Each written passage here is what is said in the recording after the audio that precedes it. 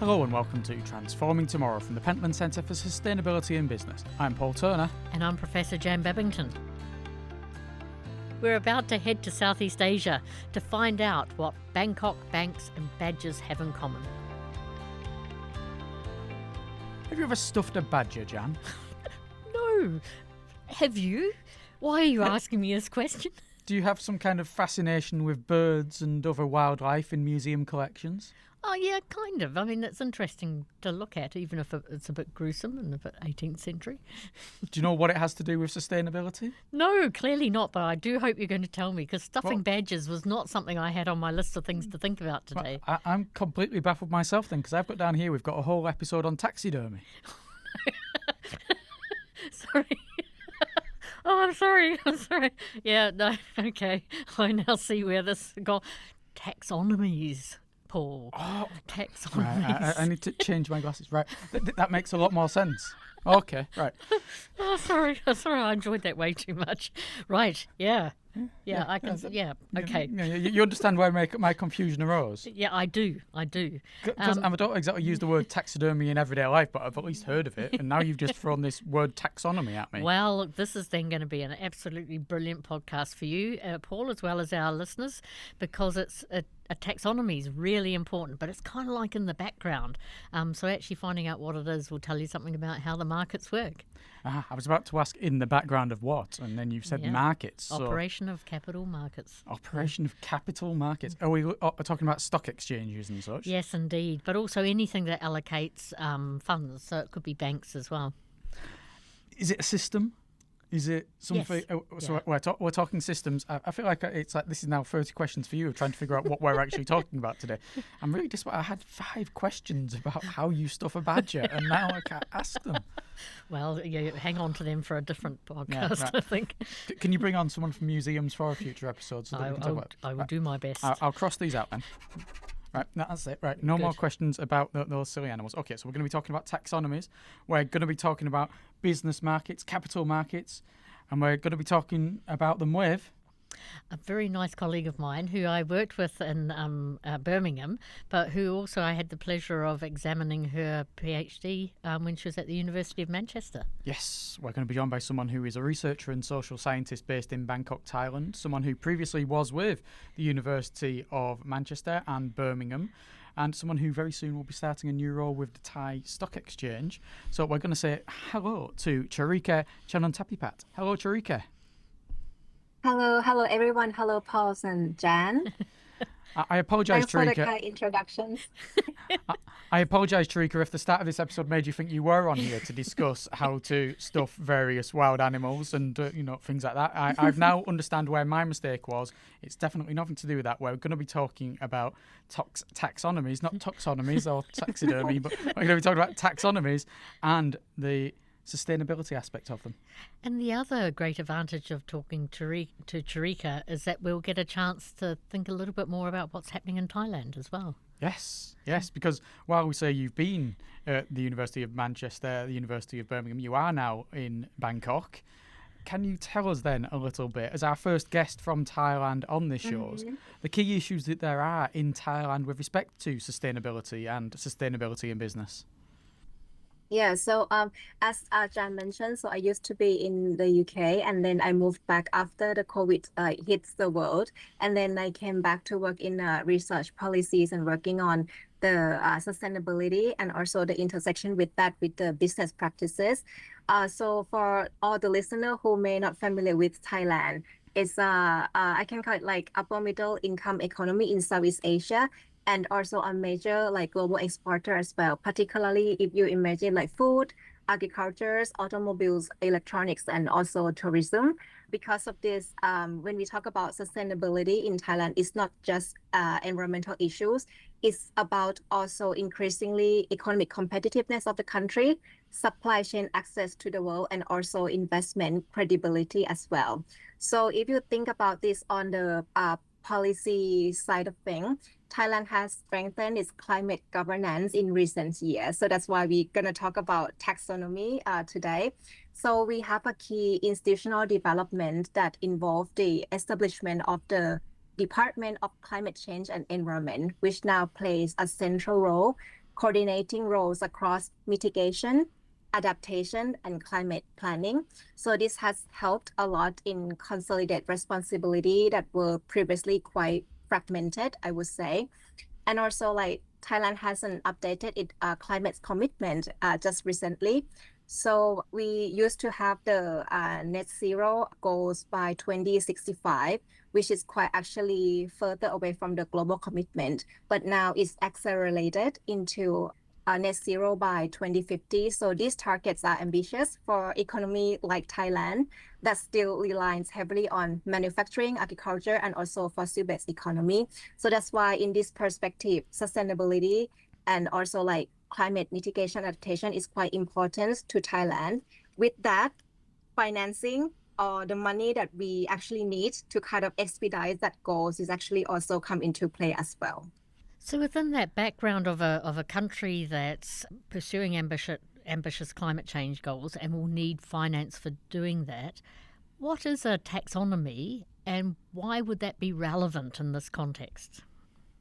Okay, so when you were making like kind of jokes and teasing about what is actually taxonomy, so It when wasn't I a joke. started I have to no idea what a taxonomy is. Absolutely none. Carry on. I'm taking real notes now to find out what it is. Okay. Yeah, but I need to make a note, not a joke as well, that taxonomy that we're talking about right now is not the tax system. It has nothing to do with tax because like all the time when I was like speaking about the development of Thailand taxonomies and then people start getting panicked that okay, this person will gonna talk about like tax, like how the money gonna be taxed, but that's nothing about taxonomy. But if you are in the kind of life science and you're familiar with like birds, maybe like plants, you might be familiar with the taxonomy, but that's different as well. But the root of that is actually the taxonomy is about the classification system. So in this sense, we call it like green taxonomy. So it's a shared classification system, or we can call it like the central dictionary that defines which economic activities can be considered environmentally sustainable. So which activities can be considered as green. So why do we actually need this kind of central system or central dictionary? Because if we talk about maybe one technologies in one country, it might be considered as green, but it's more in more developed economy, it might not consider as green because the technologies go further than that. So firstly, when we talk about like taxonomy in this context, or we call it green taxonomy, it's follow the common structure that with the three key elements. So the first one is need to have an activities that must make substantial contribution to at least one environmental objectives. When we talk about like green in terms of the objectives, right, there might have different objectives. For example, climate change mitigation, reducing greenhouse gas emissions. So that's one kind of the green objective that we talk about. But on the other hand, when disaster that stemming from the climate change hits the countries, we need to adapt to that. So that's another objective that can be incorporated in the taxonomy as well. So that's the climate change adaptation objectives. So at first, in Thailand taxonomy, we mainly focus on the climate change mitigation, so reducing the impact. But then gradually, we think about other objectives as well. So as I am aware that EU also have the taxonomy, and in the EU taxonomy, there are 6 different environmental objectives. Those include climate change mitigation, adaptation, and also like pollution reductions, biodiversity protection as well. So first, when we have taxonomy, we need to know what objective that is kind of respond to. And second, when we identify the activities, we need to also have the concept that is called do no significant harm. And it have the nickname that we also call it short DNSH. So do no significant harm. So for example, if we think about one environmental objectives, right? That activities has to have to do no harm to others. So just give you a kind of easy example. For example, if you would like to reduce greenhouse gas emissions and we use the solar panels, energy from solar panels, but then we need a lot of spaces to actually implement that solar panels. So we deforest and also try to use that area to implement our solar panels. So that cannot be considered as green because even though it's respond to the climate change mitigations, but then it's harmed the biodiversity protections and also other green objective as well. So not just as the contribution to one single objective, but it need not to have no significant harm to others also. So with that, we have come to the third element of the taxonomy, which is the minimum social safeguard or MSS. So these typically relate to labor standards, human rights, community impact, and also compliance with basic laws and international norms. So with this, you can see that green taxonomy is not just about green, but it's also involved like people and also the environment around the activity as well. So I think that's why it's what makes taxonomies powerful is that we move sustainability away from vague labels towards like testable, decision relevant criteria that help investor, banks, maybe companies and regulators to talk about sustainability using common reference point.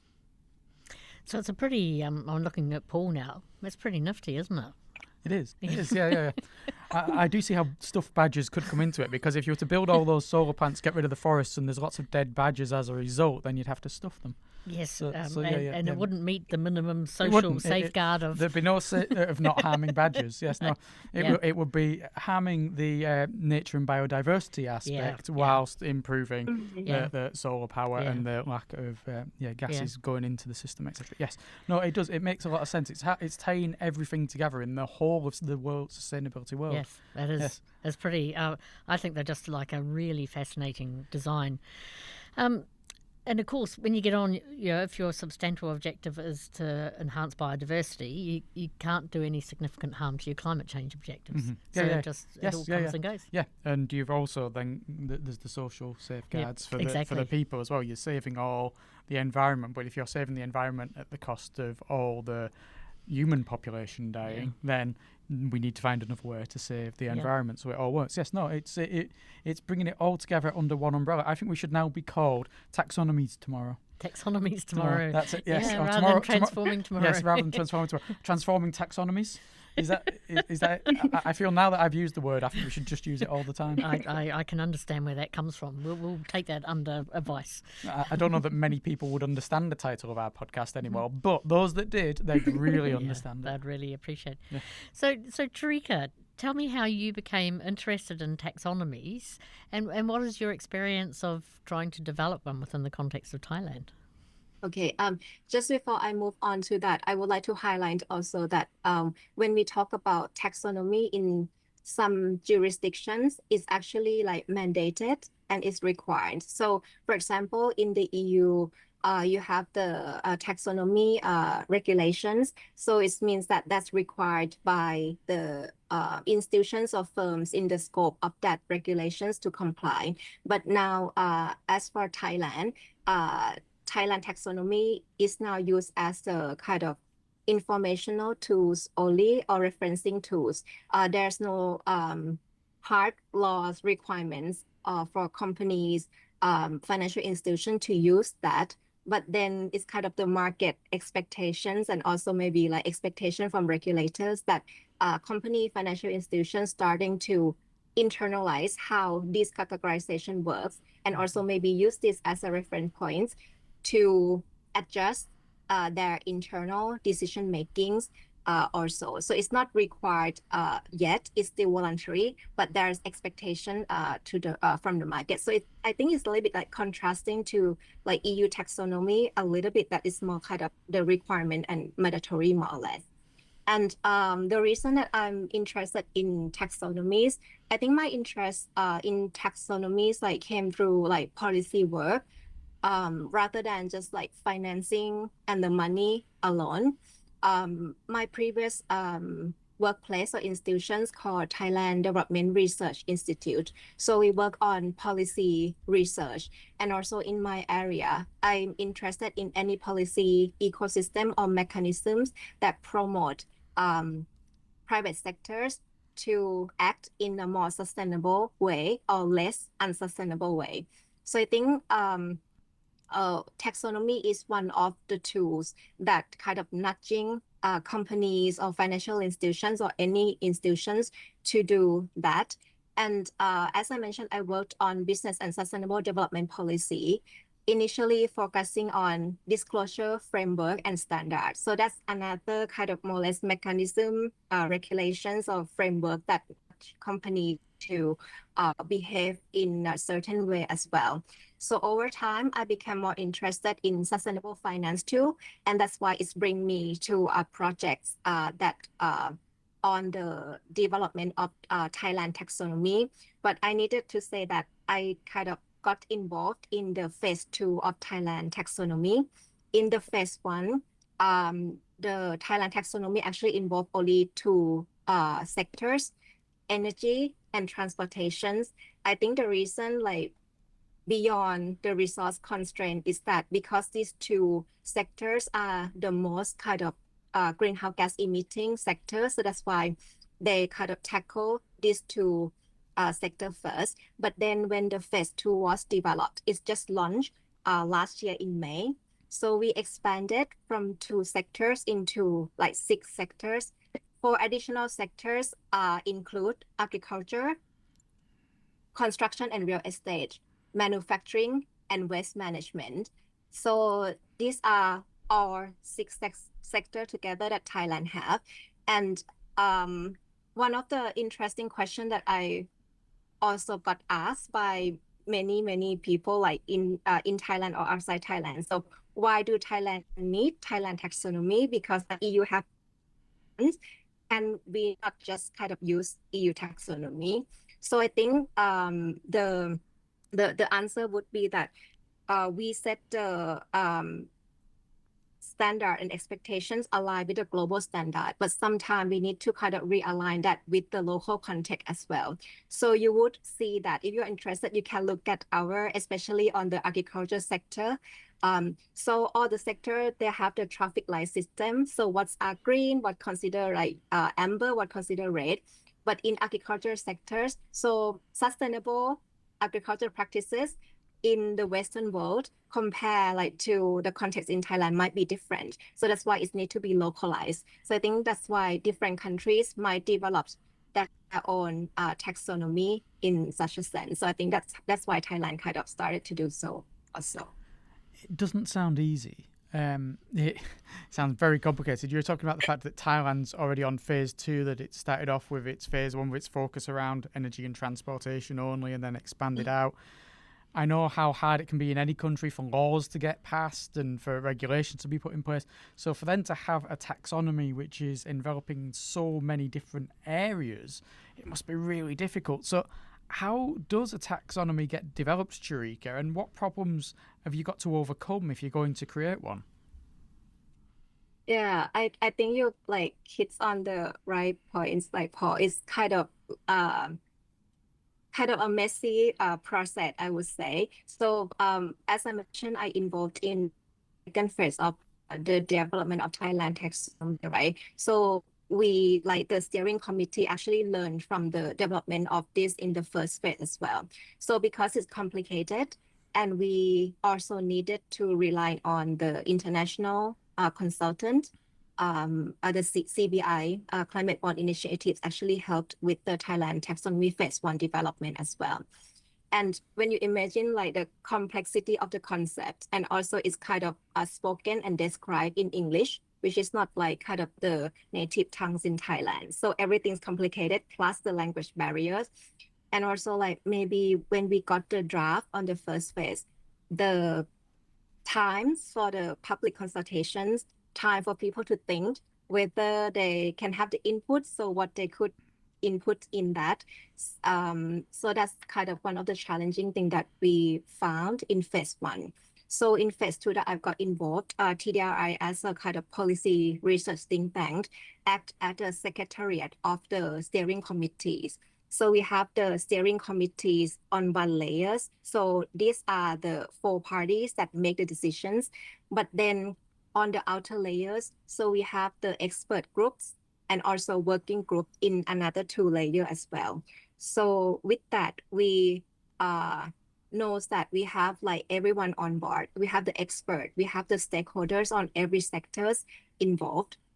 So in practice, like taxonomy are not written by just like by the expert and not just by the academics in isolation. So they emerge through the combinations of technical drafting, stakeholder engagement, and also institutional governance that coming together. So typically when you see this process involve deciding which environmental objectives and sector to prioritize, because we cannot do all the 6 environmental objectives all together with all the sectors that I mentioned.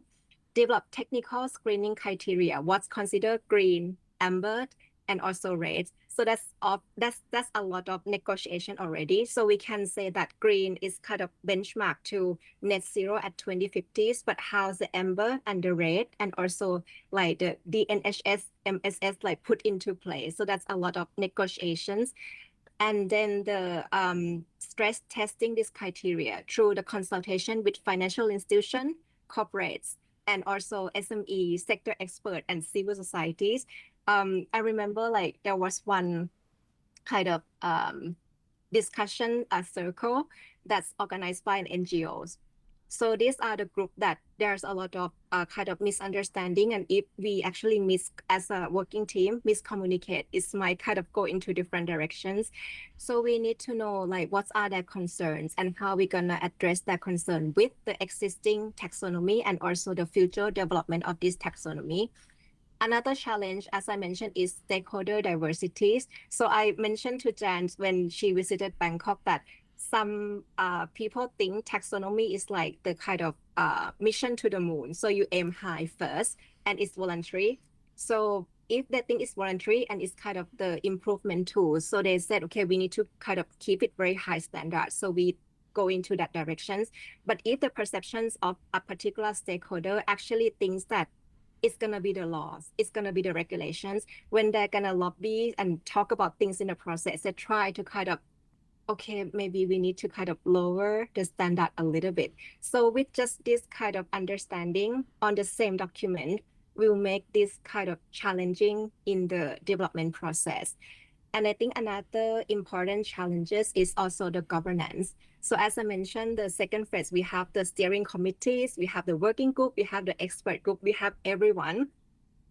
And then we also mentioned that calm down. So this not just kind of the final goals that Thailand taxonomy will be developed. So we might have phase 3, phase 4, and going on, because taxonomy, one of the gist of taxonomy is actually a living document. So what is actually described as green now, maybe in the future it's not green anymore. It doesn't mean that it's not good, but maybe the technological development makes something greener and we should go towards that. So it's a living document that we can revise in a continuous process. So I think how we can make these living documents and have the proper governance system to make this kind of can be revisions. So that's, I think, still another challenge, because we cannot just kind of wake up tomorrow and, okay, let's revise taxonomy, Thailand taxonomy. So it's not working that way. So I think that's also another challenge that we can also need to address. And operationally, lastly, I think the challenges lies in the operationalizations of the NHS and the MSS that we mentioned. So it's a good concept, but how it's act upon in reality is difficult, because like how you're going to check that it do no harm to other environmental objectives, it do no harm to the communities. So it need proof. Does it need verification? Who's going to check it? So these are all the questions that Thai stakeholders always ask the steering committee.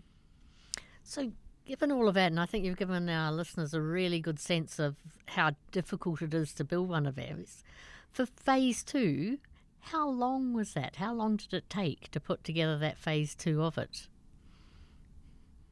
So it took about like the whole process, maybe like one year and a little bit roughly. So because the process started with the kind of political view of, okay, we're gonna do the taxonomy phase 2, right? And then we have the financial aid for international organizations. On phase 2, there are at least like 3 parties that actually put the financial aids on the table. Those include like the GIZ, the aiding agency of the German, and also the IFC as well. And then ADB, Asian Development Banks, also like put the resources all together because we developed 4 sectors, which is quite a lot of work. So these 3 parties actually like put the financial aid on the table. And then we need to kind of send all the invitations to working groups, expert groups, so that we tell them that please be on board on this development. And also like many rounds of revisions, and also like many rounds of focus group with the working team, with the steering, and also with the expert. And also like after that, we have the kind of last round of the public hearing.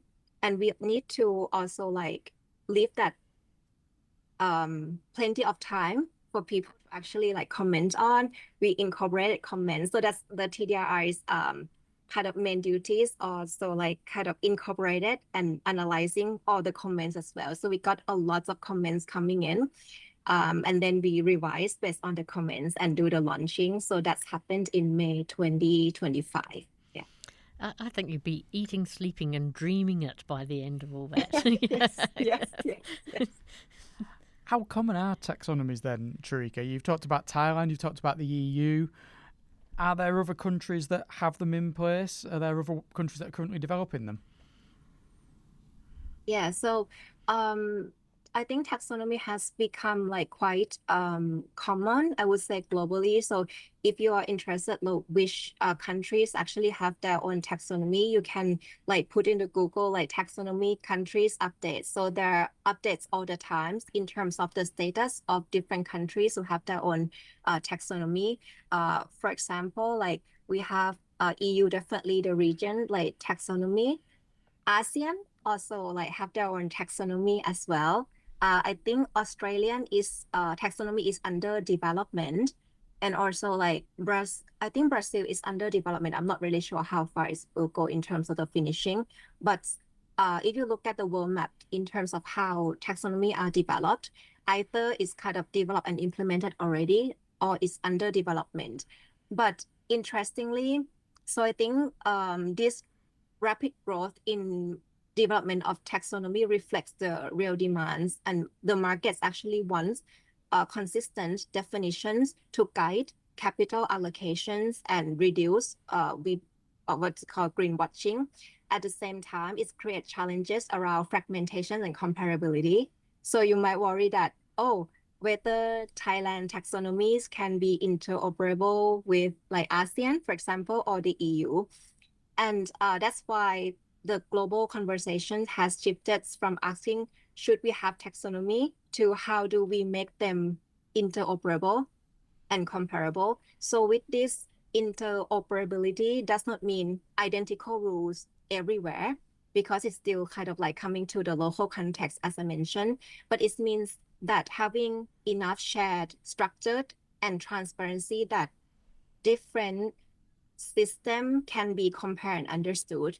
So you see the development of the common ground taxonomy that, if I recall correctly, like EU and China kind of come together to develop this common ground taxonomy to look at what's are in common that we can call green, so that the investment flows go into that activities that we understand it's commonly as green. Do you see a future then where you're talking about the EU working with China, that maybe the more countries that have developed their own taxonomies start working more with the other taxonomies and getting them to, I don't want to necessarily say be exactly the same, because no country has the same needs exactly, but that they fit together nicely so that they complement each other maybe?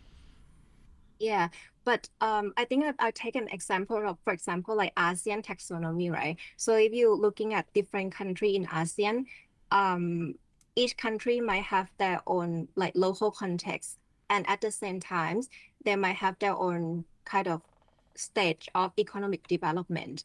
So, for example, if we set the criteria very, very strict, it might be challenging to a certain countries that's still kind of on development of the economies and still need to have like kind of greenhouse gas emissions for that development. So I think when comparing like ASEAN to Thailand, maybe like the kind of stringent or maybe like the strict of the criteria, it might be different.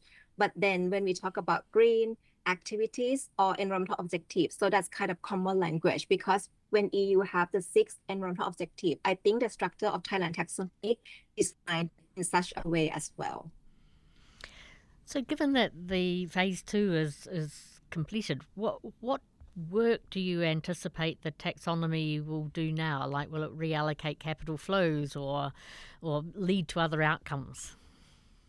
Yeah, I can see that Thailand taxonomy doing several kinds of works, and we started to see how it used already also. So as I mentioned, it acts as an information tools for capital raising and project development. So you see, for example, certain companies like issue green bonds, and then like when you issue green bonds, right, and your investor, you might kind of get a little bit lower interest in returns because you would like to kind of channel that money to more environmentally friendly activities. But then as an investor, you might ask, how can I make sure that my monies go into like green activities? So you cannot really go there and check whether like house company does or where the monies goes. But then those companies who issue like green bonds or these types of bonds, so they will have the frameworks that describe so what's actually green in their activities and how they use the proceed. So with that, you can see the referencing to maybe EU taxonomy or Thailand taxonomies. So you know that, okay, if you would like the central definition of greens and how your money will be invested and used, so you're referencing back to this kind of framework. Not just like issuance of a green bond. So that's actually used for the loans as well. So if you are financial institutions, you would like to grant or lend the monies to companies. So you would like to lend the green money to green activities. So how would you know that that activity is actually green? Again, it's come back to the sustainable finance framework, which will be linked to the taxonomies, maybe EU, maybe Thailand. So that's also kind of the use of taxonomy, which is quite common in Thailand. And there was one case as well when we launched Thailand Taxonomy Phase 2, and the usage is linked to the agriculture sectors, because with the agriculture sectors, you might think about like plants and animals. We also have the aquaculture as a subset of that agriculture sector as well. So you see one of the seed company actually kind of raised the funds, blue loans, to fund their sustainable procurement of, for example, so that how we know that this sustainable procurements, so it's linked back to the criteria in Thailand taxonomy in that agriculture sector taxonomy also. So that's the use of kind of loans and also green bond issuance. Another example that we'll see is on the disclosure and internal management. So when Thailand Taxonomy Phase 2 was launched, there was a kind of one energy companies telling us the story about like how taxonomy is used to align the disclosure on capital expenditure, operating expenditures, and also revenues. And I also asked the management who presented this information, is it just for the kind of external disclosure to show like how green your revenues, how green your capital expenditure is? And she told me that it's not just about kind of external portrayal of how green they are, but actually when she presented this information classification to the board of directors, the board of directors are actually interested to see if we use this classification system and work backwards. to many years of our operations, and also looking forward into the forecasted informations, how the transitions and how the information categorization look like. That transition So element is really interesting, isn't it? yeah, Because it actually gives a planning horizon. I think that one thing is that's quite interesting as well, that when a lot of energy companies are promising the public that they will go green, right? But when you look at the revenue elements, maybe a lot of revenue elements coming from fossil-based economy. And then the question would be asked to them, like, how you saying that you are going green? And they say, hey, if you look at our revenues, it might be kind of red, not green yet. If looking at our capital expenditures currently, you see that the new investment can be classified as green. So you use that information to kind of, this is the time that we invest in green technologies and green capital expenditures that will lead to the green revenue in the future. So, Tarika, we're coming towards the end then. I'm wondering, what do you think is likely to emerge next when it comes to taxonomies? And also, what's coming next for you with your research on all of this and your work in all of this area? I think looking ahead, I see like maybe 2-3 main directions on this. So first, broader environmental coverage could be enhanced. While I mentioned climate mitigation often comes first because it might be easier to measure, it might be more visible. There is a growing attention to biodiversity conservation, water pollution management, circular economy, and also climate change adaptations. So I think maybe the next attentions might be on the climate change adaptations and other environmental objectives that Thailand taxonomy need to go forward, and also many other taxonomy around the world need to also think and enhance as well. Second, maybe expanded use beyond green bonds and loans, because I think this is quite common and more visible in terms of the use into like disclosure. I think EU might kind of use this as a disclosure tools already, but I think in Thailand, we need to kind of maybe use that more to think about disclosure. That will then link to the use as a risk management tools, as I mentioned about the energy company earlier, transition planning, and also supply chain anchoring, where large firms support smaller suppliers through their procurement process. And third, maybe, and perhaps most importantly, focus on implementation and ecosystem building, guidance, capacity building, data infrastructure, and governance arrangement that I mentioned earlier also, that allows taxonomy to be used consistently and credibly need to be developed. And I think that reflects to my own work going forward as well. I'm increasingly focused on how taxonomy interact with other types of regulations and also kind of framework. For example, now we talk a lot about international standard like the ISSB. Now Thailand will implement ISSB as well. So the question is, we have Thailand taxonomy, we have the ISSB standards, and how it kind of speaks together. What are the data infrastructure that we need so that companies, also institutions, can use this type of tools to enhance their value and transition towards like more environmentally friendly activity, not just like I have taxonomy, I need to comply, I have these disclosures that I need to comply, without thinking about the risks and also values that will coming with it. So I think that's kind of the part that I think I'll play the role in the following years. Tarika, it's been a great conversation. Thank you so much for informing me and filling the gap in my brain that was around taxonomies. I now feel I understand so much more. Thank you. Thank you. Thank you, Chan. Thank you, Paul. Thank you. I can certainly say, Jan, I understand taxonomy an awful lot more than I did an hour ago.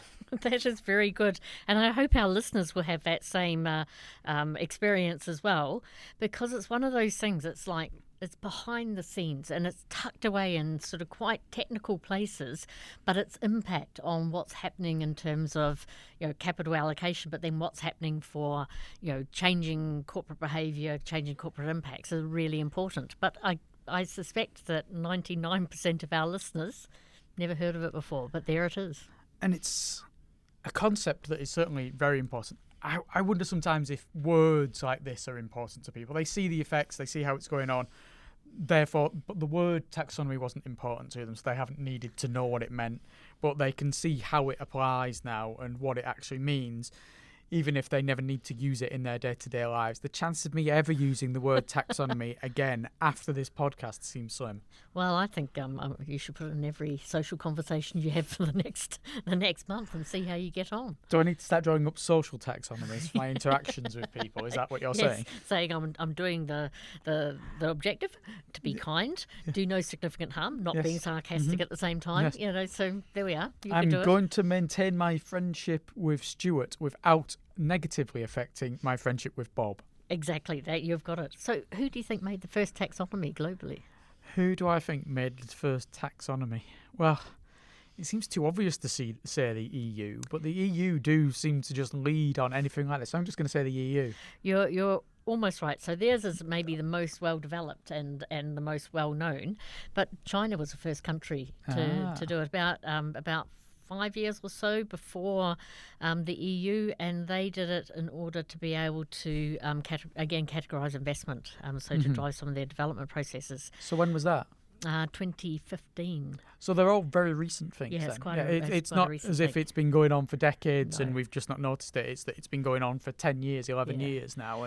But that's also why the Common Ground taxonomy is an EU-China collaboration, partly because of the leading role of both of those countries, but also like when it comes to these kind of things, if China and the EU decide they're doing something, that you've got really big coverage across the globe at that stage. Yeah, the rest of the world's essentially going to realise that they're going to have to fit in somewhere because so much of their trade, so much of their international relations is going to be going through either the EU or through China, because they're just such powerful bodies. Yes, and even if you're not fitting in, you can perhaps be reassured that what's coming from ASEAN countries, what's coming from China, what's coming from the EU, if it's described as green, either green finance or green products, you've got this proofing behind it.